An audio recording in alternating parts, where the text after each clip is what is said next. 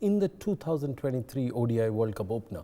Defending champion England will clash with the finalists of the previous edition, New Zealand, at Ahmedabad's Narendra Modi Stadium, scheduled for Thursday's October 5th.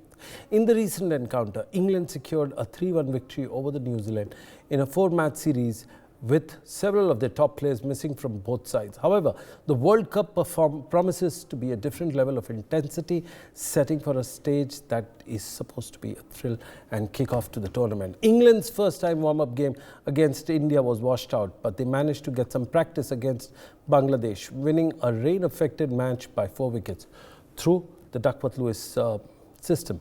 Meanwhile, New Zealand arrives in India with a strong start, defeating Pakistan and South Africa in the warm-up matches and building momentum for the World Cup.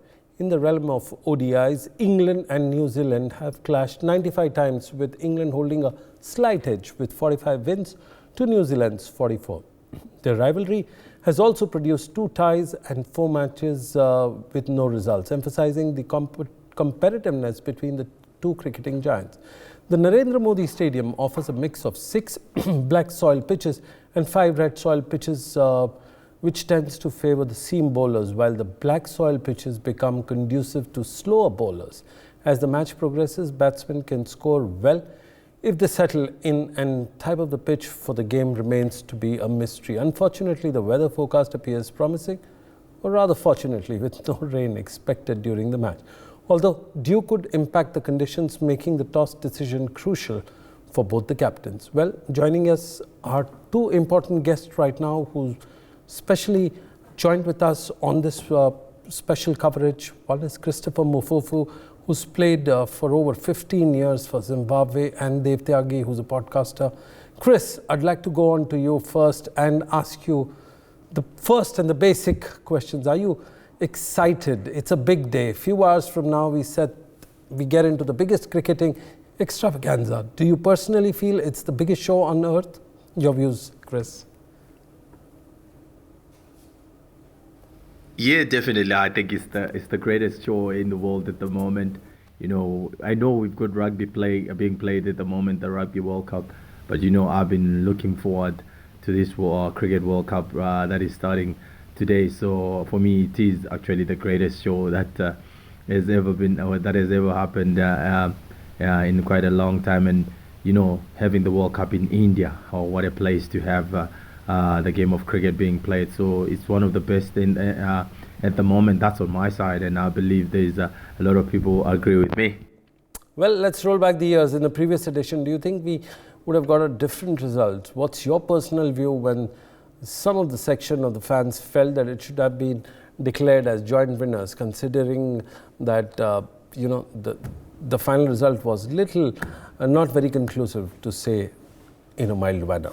Your views, Christopher?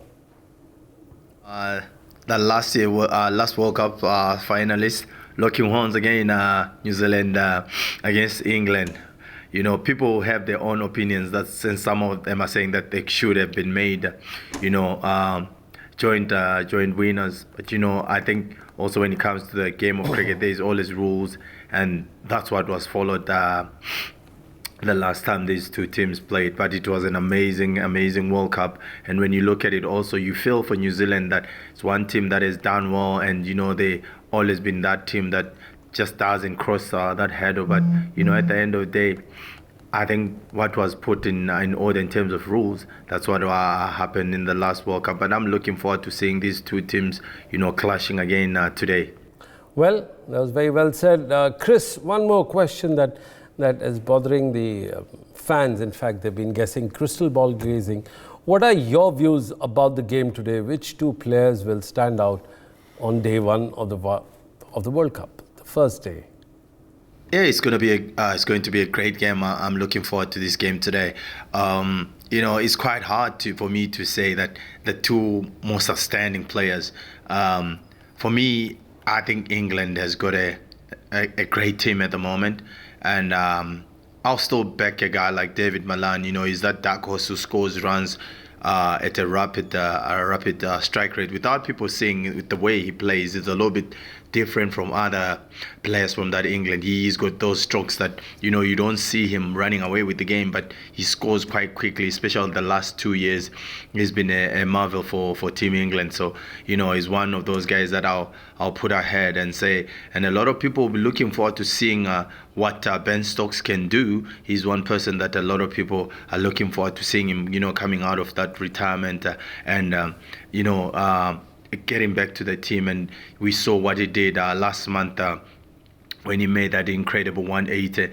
He's an amazing player, so I'm really looking forward to seeing him, playing. And for New Zealand, you've got Kane Williamson.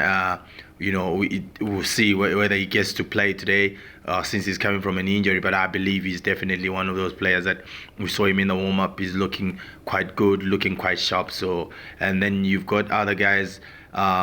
I've been impressed by Young. I wouldn't know whether he's going to play, but I'm sure he's definitely in the team. The young Chapman has been doing well. Ravindra is one person that I'm really looking forward to seeing him play for New Zealand. He's one player that he's got a future for New Zealand. But one person at the top of the order for New Zealand, I'll say definitely Dave Conway. He's been a marvel for New Zealand. So I'm definitely looking forward. He is my trump card for New Zealand. But when it comes to the result, people ask, I'll still back England. I think England are playing, better than they were when they won that World Cup. So I still think England are one of the top teams to look forward to seeing this in this World Cup. Well, Conway is definitely one of the key players for the team. However, let's take a step back. A couple of months ago, we go back to the qualifiers where Zimbabwe was very close to getting qualification for this World Cup. Do you actually feel sad that your team is not participating in perhaps what is going to be the biggest cricketing extravaganza? Chris? Yeah, it's always a sad story if your home team doesn't play in a World Cup. It would have been a great thing to see, my boys being in the World Cup, but it is what it is. We just have to accept and wait for the next World Cup that is coming up. And great news that it is coming to this part of the world. And it is said that we're not seeing, and it could have been nice to seeing one of the youngsters that have been doing well so far for the nation, and seeing the other great players, the senior players who've been doing well for Zimbabwe, like Raza, Sean Williams, Craig Evan, finishing in a grand mode. But we have to accept what it is, and still at the same time we are celebrating on how the World Cup is going to be. Well, it is what it is. As you rightly said, the Zimbabwean team is going to look at the next World Cup cycle and hope to get qualification there. Chris, your final thoughts. What's happening on your top of your mind? What are your top thoughts? Just share with your fans, and they would like to know what exactly is your view on various aspects of the World Cup that is being just a few hours away. Chris? Well, we seem to have some technical glitch here. I'd like to go back to my guest in the studio, Dev Tyagi. Dev, first day, big show, big match. What are your views? First of all, thank you so much for having me over here. It's a real joy. Massive game, massive colossal game, game of epic proportions, and then everything just sounds like a cliche. But truth be told, I think there's going to be pressure on both the sides. England definitely start as favourites, and I think the perennial dark horses of cricket for a long time now have been New Zealand. We've seen over the years how they've risen, they've surprised India, they nearly stunned England last year around.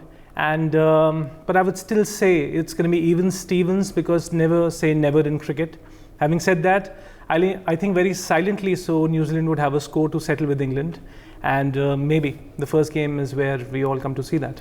Well, if you look at the stats, barring the 80s, they've reached the semi-final of the 75, 79, 1992, 1999, 2007, 2011, and 2015 and 19 they've been finalists. Yeah. So,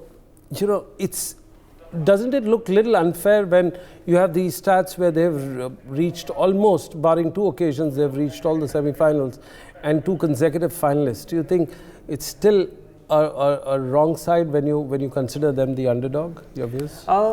Absolutely. I think New Zealand have often been on the wrong side of the result, and I think they are it might not be a bit of an overstatement to say perhaps that they are now everybody's second favorite team. Usually that tag used to belong to South Africa for a while, and New Zealand is somebody who can just come up and surprise you. But the unwavering factor of consistency, the epicenter of their batting excellence is Kane Williamson. And could there be a bigger news than Williamson actually being back in the World Cup? And of course, we know that he has 911 runs where World Cup stats are concerned. He has an average in ODI World Cups, which I reckon is north of 50, unless I'm very much mistaken. So he's almost like being parachuted into this World Cup. At the very last moment, his availability was under a bit of a concern. So there's going to be pressure, but then we know that diamonds are made under pressure, and Kane definitely is one. And of course, Kane is able. Well, absolutely, Kane is able. For sure, even a half-fit Kane will be a great side to the team, and definitely will bring some momentum to the team. But again, let's look at England. The first 10 overs are very important in any match. I've got some stats which will kind of excite all our fans right now. In the 39 matches that England has played since the last 2019 cycle till today, in the 4 years gap, the batters have scored 140 runs at a strike rate of 91, and their dots have been considerably low, and balls per boundary have been 1.6. Now what it tells you, that they go on scoring like a big feast run machine. And the balls per boundary we have seen, and the 66% of their scoring in the first 10 overs come from boundaries. Now it is a great sight when you see a team like England, which seldom misses out an opportunity to score. What are your thoughts, considering when you have New Zealand, which is following it slightly at number 2 with 292 boundaries as compared to 340? No, so absolutely, that's a very, very valid point, Sunilji. England are a massive boundary hitting side, and of course why that won't be the case, because they have batsmen like Lyme Livingston, Ben Stokes, they have David Malan, of course the ever graceful and the ever resplendent Joe Root out there. And it's almost like in the past half a decade cycle of playing ODI international cricket in particular, it's almost like they are playing with nothing held back. And I think the more you play on the front foot, especially in this format, the more you're going to get boundaries. I'm not talking about the technical aspect of the game, but England have definitely been on the front foot. I think for the longest time they have been on the back foot. There have been countless claims that have been made, and rightly so, that the team that actually invented the game we so love and admire haven't so far lifted the World Cup, which is when 2019 they stunned everyone. And now they are here. And I think there's a very interesting statement made by the captain, Jos Buttler, I think ahead of the opening game, which happens to be today. He said that, I don't believe that we are defending. We are on an attack mode. I believe that was the statement. And coming this from Buttler, and we've seen the rampaging form he gets into, I think he is not kidding. Absolutely. Rampaging form that you look at, the next, when they move on from the 11th over to the 40th over, the strike rate increases from 91 to 96. Now that talks something about their middle order prowess. And at the same time, when you look at the average is around 40.41, which means that they don't worry about the fall of the wickets, because as the wickets go, the averages come down, and this is what they're looking at. So from 91 strike rate from the first to 10th over, they move on to 96 and to 121, but there's a twist in the tail. We'll talk about that a little later, but let's focus our thoughts on the middle overs, the 11th to the 40th. Your views, Dave? Yeah, critical part being played by Joe Root over there, and of course somebody like Lyme Livingston coming into the fold is definitely going to help England's chances, primarily because if you talk about 2023 numbers, if I could just go there, so 186 of his 436 ODI runs have actually come this year. And he's played brilliantly, He has the habit of making skyscrapers out of his strike rates. So his strike rate, by the way, at the moment stands at 110, which is exciting. Yes. And so I think psychologically also, if you feel that you have that confidence and you have such strong players, a core group around which you bat, for instance, there is Joe Root, there is Stokes. So you will definitely have these talented aggressors playing their part, which might be the case today, as we would later find out. Well, let's move and shift our focus to the last 10 overs, the death overs. Well, out of the 27, 30 odd games in that cycle of 19 to 2023, England had scored in the last 10 overs 1,554 at a strike rate of 121. But that's not an important part. The important part is that's where the New Zealand comes in and accelerates. You know, they scored over 1,838 runs with the strike rate of 124 as compared to 121. Now, what it does, and their dots are also less, the dot balls, and their boundary hitting is far greater. In fact, if you compare the boundary score by England in the last 10 overs, it's 176 as compared to New Zealand's 208. Now, what it tells you is that last 10 overs, they play like a typical T20 game because it's a different mindset and they just throw their bat at almost everything. Your views, Dave? I think absolutely very, very valid point. And I think a lot of that is down to playing T20 cricket at the higher rates that we have seen so many teams in the world playing nowadays. So you've got the likes of Santner in the past, and you've seen the likes of Jimmy Neesham throwing their bat around. And of course, Jimmy Neesham in particular, I would like to just stress on him. He's been the enigma who still has to unravel in the right sense of the word. And of course, there's a certain depth that New Zealand have always had, especially now if we talk about this World Cup in particular. I think there is this one concern that barring these sparkling statistics you're talking about, they would want to get their thoughts around. And it's the big question in the middle order. So of course, you've got a fantastic Conway up the order. You've got Williamson, who needs no introduction. But it's the likes of Will Young, Chapman. Their job will be to resuscitate, for example, an early fall of a wicket, to stretch the innings, because that is, until unless you don't have a steady platform until the 20, 30 overs or until the 35th over, the lower order cannot just come down and just explode. So you will need that base. But of course, New Zealand, I think one of the reasons why they play so freely is, of course, people don't necessarily count them as the number one favorites. That's unless you've been living under the rock and haven't seen the performances in the 2019 ODI World Cup. For more such videos, subscribe to the NewsX YouTube channel, hit the bell icon.